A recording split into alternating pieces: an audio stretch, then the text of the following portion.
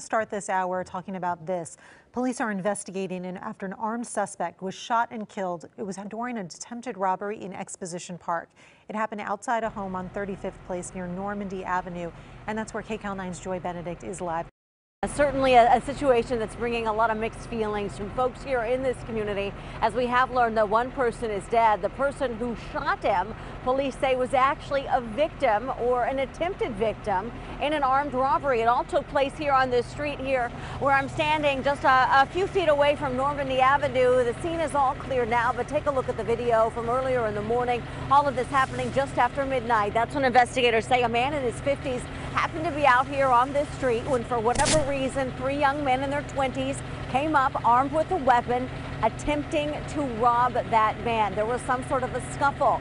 One of those attempted robbers lost their weapon, and that is when the victim, we are told by police, picked up that weapon and ended up opening fire, shooting and killing that suspected robber. The other two robbers that were there on the scene, they got in a car and they drove away, leaving their comrade behind. Unfortunately, that young man in his 20s did not survive that shooting. He died here on the scene. And investigators are obviously looking for any witnesses or any help from neighbors as they are trying to figure out who those two other robbers are. But nonetheless, everybody here, as I said, they really have mixed feelings about what happened.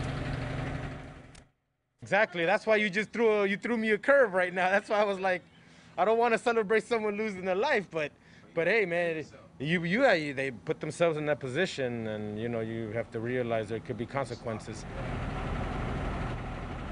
And unfortunately, the consequences for this action was somebody not surviving this shooting. Now, as for the victim in the attempted robbery, the person who ended up pulling the trigger, and that's what police are calling him right now. They are calling him a victim of an attempted robbery. They say that he is cooperating with police. Right now, he's not been cited or charged, as they are investigating this as a possible self-defense case. So still a lot of investigating to be done, a lot of questions still unanswered, but right now police are looking for those two other individuals who they say also attempted to rob this man. They say it is their actions that led to their fellow robber's death here early this morning. It's a story obviously we'll continue to follow. I'll send it back to you, Tina.